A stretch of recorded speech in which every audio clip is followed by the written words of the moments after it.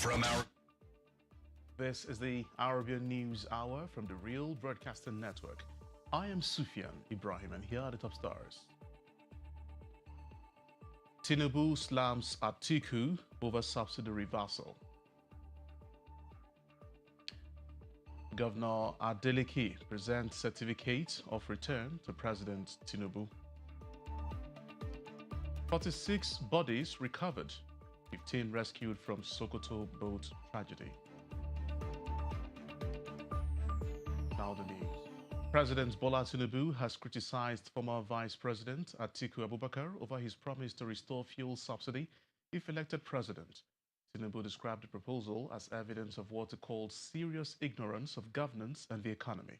Speaking at the State House in Abuja, Tinubu said 27 states could not pay worker salaries before he became president. He argued that the subsidy regime had weakened states' finances and affected payment to workers and pensioners.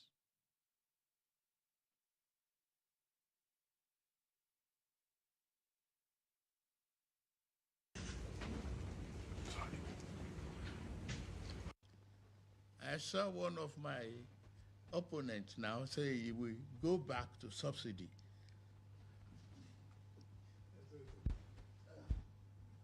I read it.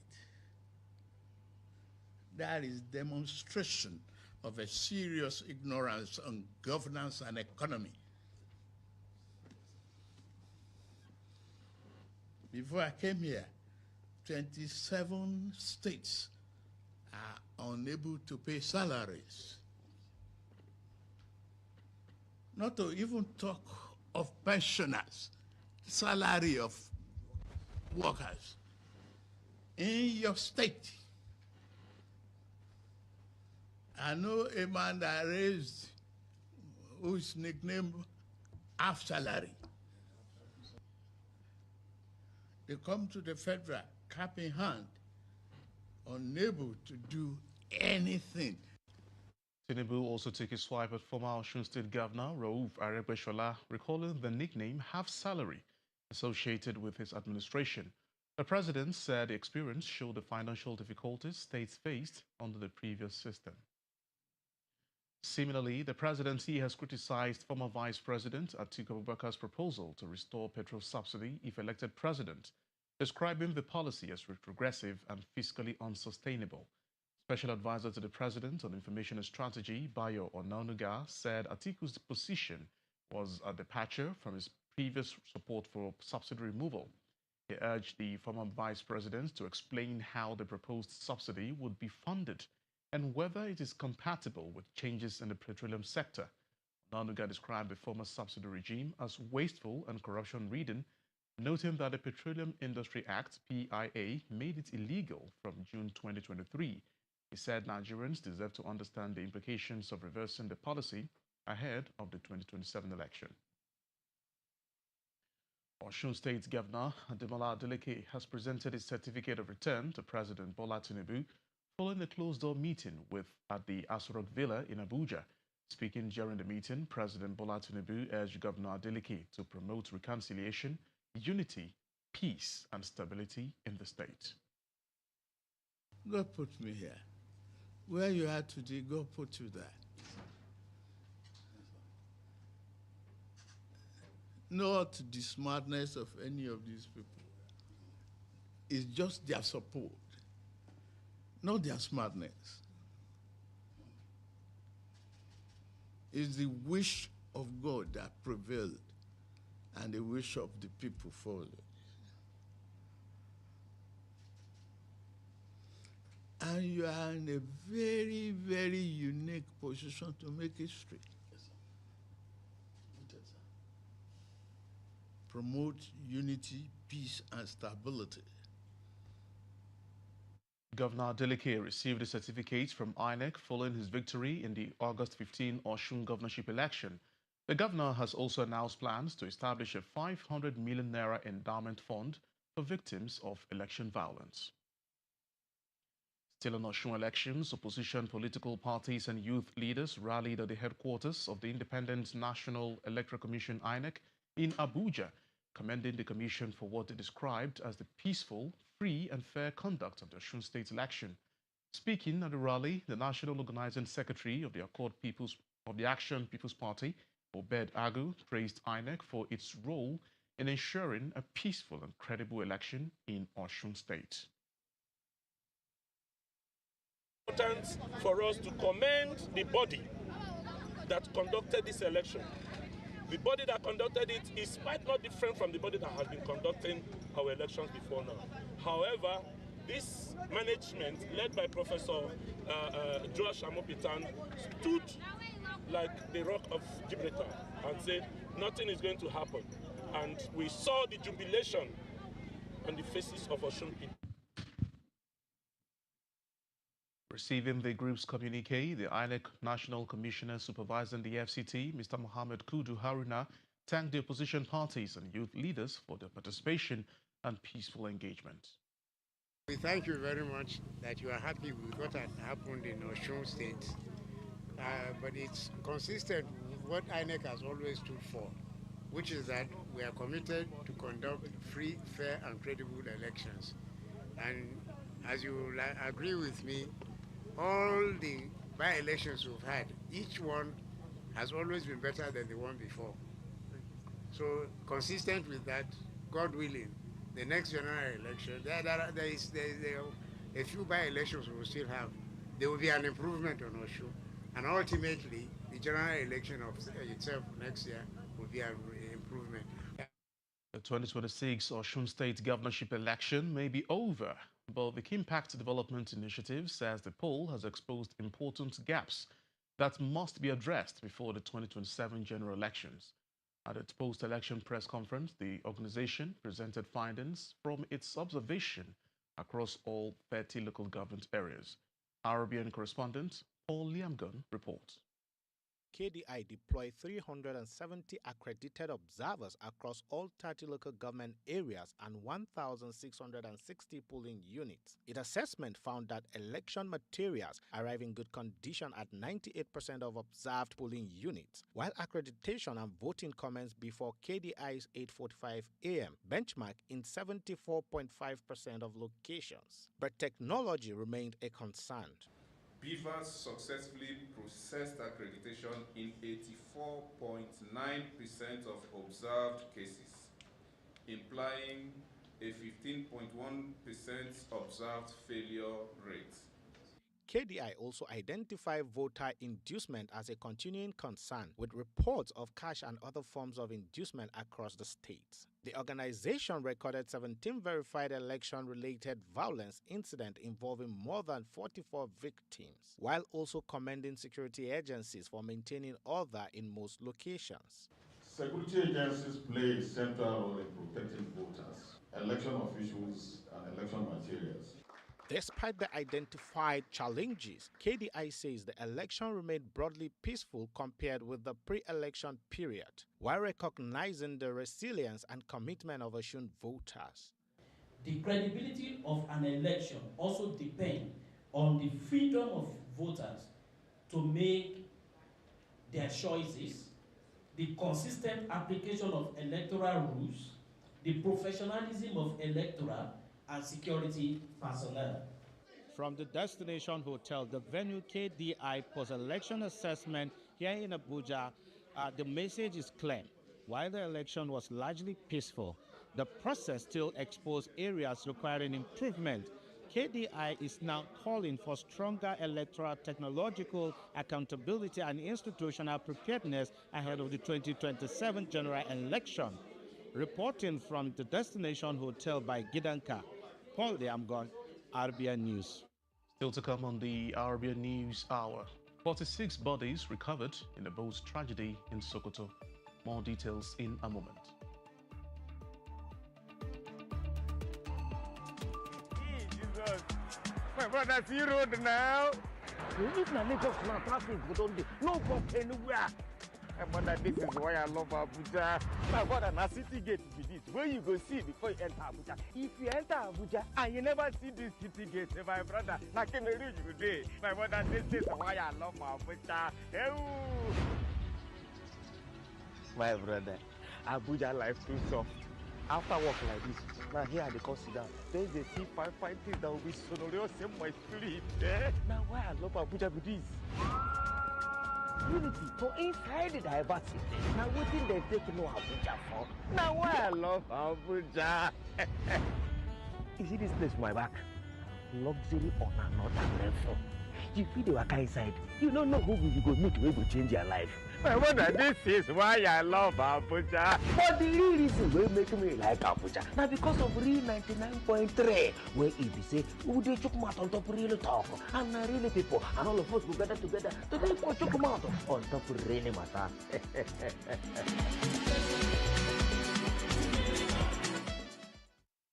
From our global news center, we bring you the latest happenings on the real news. Welcome back.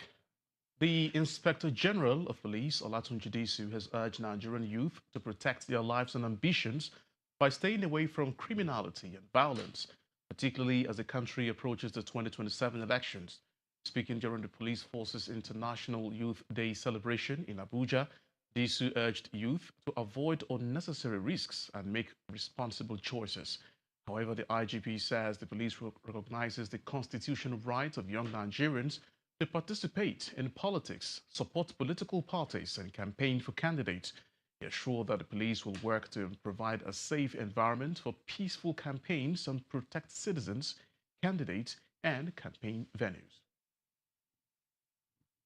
The national chairman of the All Progressives Congress APC, Professor Nentawe Yilwatda, has apologized to aggrieved members over perceived wrongs during the party's internal primaries, saying the National Working Committee NWC takes responsibility. Speaking in Ibadan, Oyo State capital, during the launch of the APC campaign office, Professor Yilwatda appealed to members who felt hurt, injured, prevented, or excluded during the primaries to forgive the party and remain united ahead of the 2027 general elections. The APC chairman says the committees that conducted the primaries were constituted by the national leadership, making the party responsible for any mistakes. He therefore urged members at polling units, wards, and local government areas to treat the matter as an internal family affair. How should Nigeria be governed, and how much power should regions have? That question is back on the national agenda, with a civil society group proposing a major shake-up of the country's political structure. RBN correspondent Godwin Igbe tells us more. The proposed regions are Akwa Ibom region, Ane Igala region, Akwa Agba region, Bende region, Caliphate region, Cross River region, Gurara region, Hausa region, Igbo region, Ijo region, Kanem region,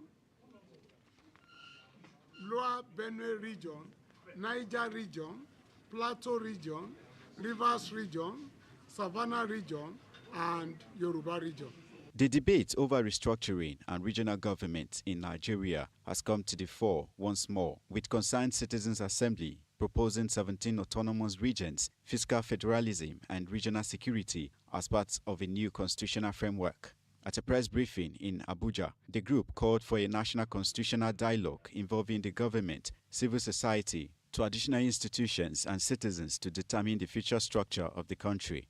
The convener, Owolabi Oladijo, says the proposals are aimed at creating a more balanced federal system with greater autonomy. The proposed federal arrangements seek to preserve Nigeria as one sovereign country while allowing its constituent regions sufficient autonomy to govern themselves according to their circumstances, aspirations, and constitutional choices. The proposal, however, has already triggered disagreement among participants. The leader of the Igbo delegation, Professor Obasi Igwe, rejected the communique adopted at the gathering. This type of conference should not hold again because it was held on assumption that it was ethnic groups, Nigerian ethnic groups that will meet. So that regions will be organized on the basis of ethnic groups or groupings of consenting ethnic groups.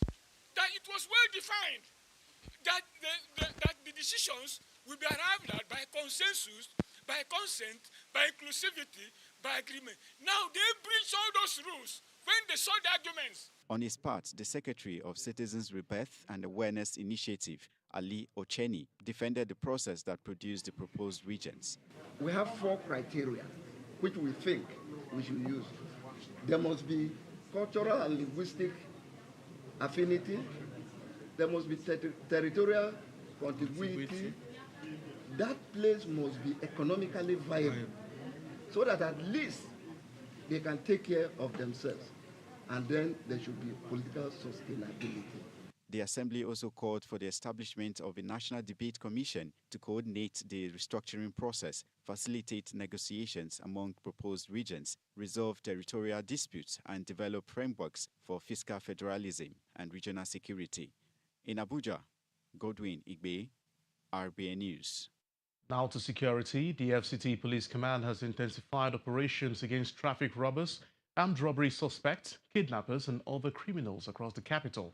The Commissioner of Police, Ahmed Sanusi, says 10 traffic robbers have been arrested, while 20 suspects, including children, were apprehended for various traffic offences and charged to court. The police also arrested 2 suspects linked to armed robbery and recovered 5 motorcycles, 3 knives, and other exhibits.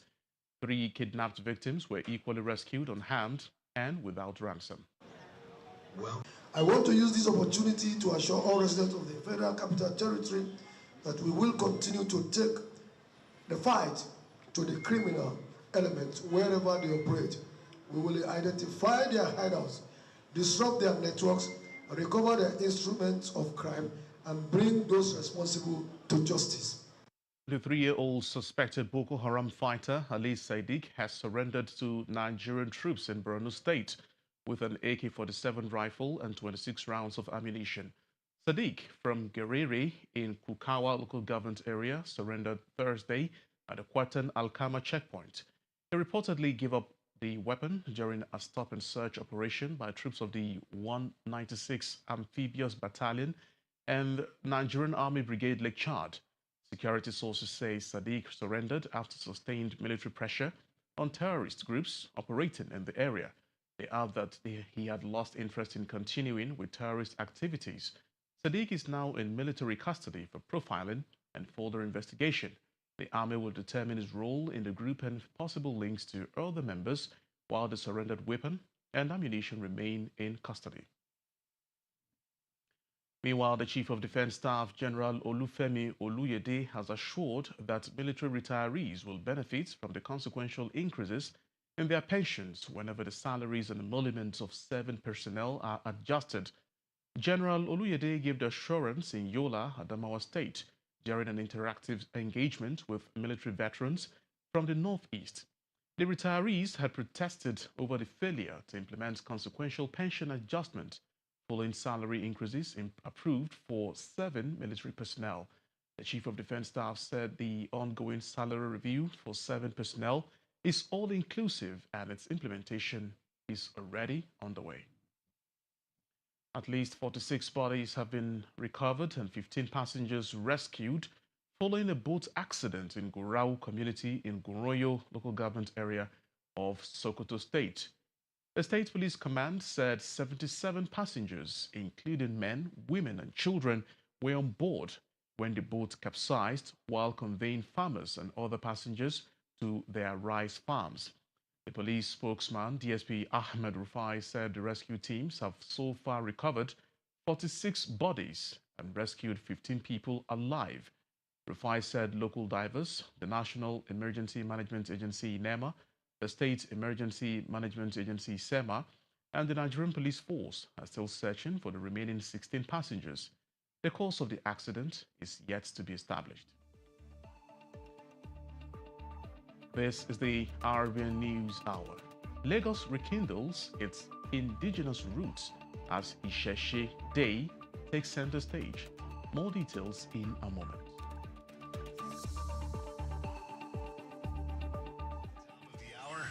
Don't worry, you can now get the news as it breaks. Download the Real Broadcasting Network free mobile app for Android, Play Store, and web to get breaking news alerts as the news breaks. Also, get more detailed perspectives on all major news reports when you visit our website, realmediang.com.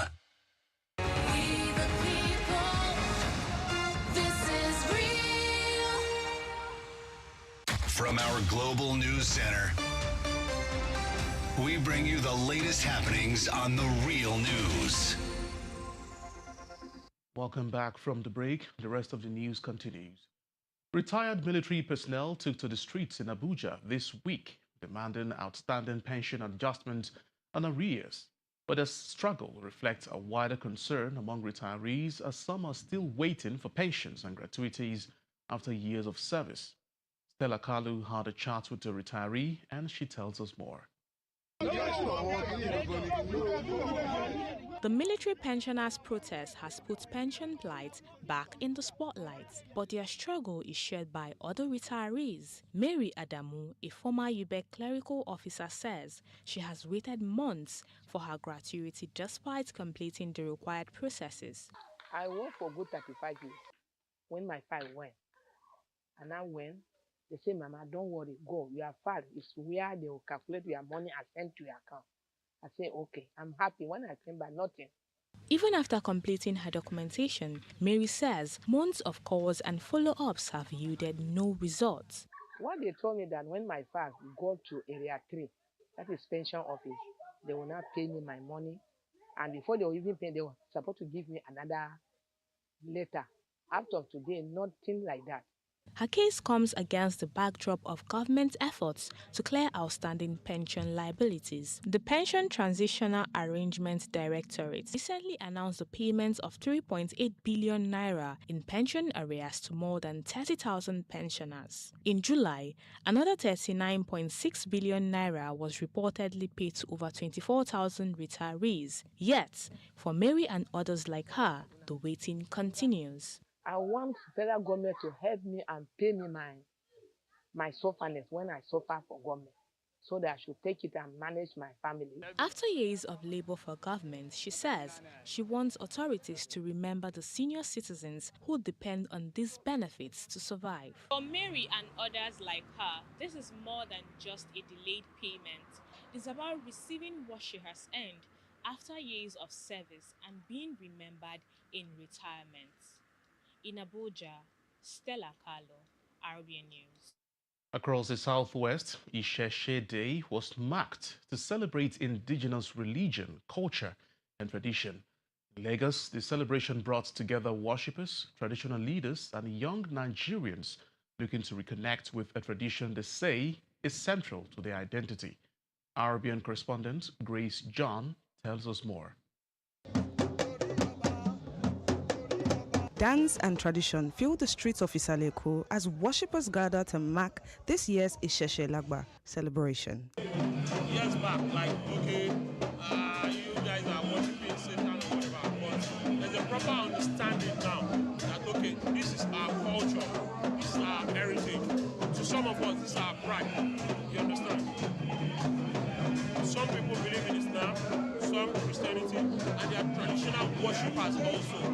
Was the first religion. For some young Nigerians here, the celebration is more than a connection to the past. It is also a way of embracing their identity and keeping a tradition they believe is worth preserving. As a Nigerian, so for something like this that is going on today, so which is Isheshe Day, it happens August 20 of every year. It's something that goes about culture, full like culture. Like now I'm at Oluwabu. When you are Demo side, so that's where I'm from. So like a Lagos boy, but from my mother's side actually. So I'm here to celebrate like with everybody that is here. So. For traditional leaders, the participation of young people is key to ensuring that these practices are not lost with time. From inside the Isheshe Lagba celebration in Isaleko, Grace John, RBN News. On the foreign scene, police from Zambia says a former cabinet minister, Mutotwe Kafaya, has been shot dead during a security operation at the home of opposition leader Brian Mundubile. The police say 49-year-old Kafaya was killed during a joint security operation at Mundubile's residence days after President Hakainde Hichilema won a second term amid opposition claims of irregularities and intimidation. According to the police, security forces encountered gunfire and resistance from unidentified individuals during the raid and returned fire. An unidentified man was fatally wounded and a firearm was recovered. Authorities later confirmed the dead man was Kafwaya, a former cabinet minister and opposition parliamentarian. Meanwhile, international observers have also raised concerns about the conduct of the vote, citing opposition allegations of intimidation, arrest, abduction, and violence. In sports, Super Eagles striker Victor Osimhen has reportedly been fined in Turkey for violating traffic rules. The Galatasaray forward allegedly drove through a red light after leaving training on Thursday. Turkish outlet Haberler reports that footage showed Osimhen's vehicle crossing an intersection while the traffic light was red. The incident reportedly happened as the Nigerian left the Galatasaray's training ground. Osimhen was reportedly charged with a traffic violation and fined 5,000 Turkish lira, approximately 141,000 naira. Despite the incident, Galatasaray included Osimhen in its match for the league match against Erzurumspor. The club is seeking its first victory of the campaign. And that is the RBN News Hour. Before we go, here is a recap of the major stories. President Bola Tinubu has criticized former Vice President Atiku Abubakar over his promise to restore fuel subsidy if elected president. Osun State Governor Ademola Adeleke has presented a certificate of return to President Bola Tinubu following a closed-door meeting at the Aso Villa in Abuja. At least 46 bodies have been recovered and 15 passengers rescued following a boat accident in Gorau community, Goronyo local government area of Sokoto State. Thank you for staying with us on the Real Broadcasting Network. Stay informed with more stories on our website at www.therealmediang.com. Also download the RBN app on Google Play Store and Apple Store for iOS devices. You can also follow us across all social media platforms at The Real Media NG for real-time updates and in-depth coverage. I am Sufyan Ibrahim. Good morning. From our Global News Center, we bring you the latest happenings on The Real News. This is your voice, your network, Real Broadcasting Network. We the people. Waiting for the news at the top of the hour? Don't worry, you can now get the news as it breaks. Download the Real Broadcasting Network free mobile app for Android, Play Store, and web to get breaking news alerts as the news breaks. Also, get more detailed perspectives on all major news reports when you visit our website, realmediang.com.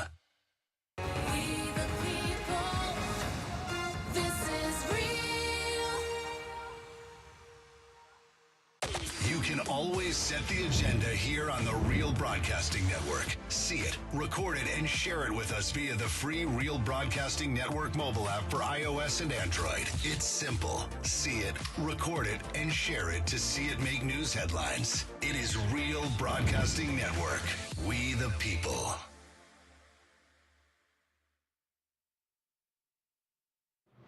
We know that you can't always wait for the news at the top of the hour. Don't worry, we got you. Check out the latest news headlines on our website, therealmediang.com. Real Broadcasting Network. We the people. Real Media on radio, on TV, and online. A part of Real Broadcasting Network. Let's go! Jesus. My brother, see road now. If na Lagos now, traffic go don dey. No go anywhere. My brother, this is why I love Abuja. My brother, na city gate be this. Where you go see before you enter Abuja. If you enter Abuja and you never see this city gate, my brother, na Cameroon you go dey. My brother, this is why I love Abuja. My brother, Abuja life too soft. After work like this, now here I dey come sit down. There's a see fine things that will be sonorous in my spirit. Now why I love Abuja with this? Unity for inside the diversity. Now within the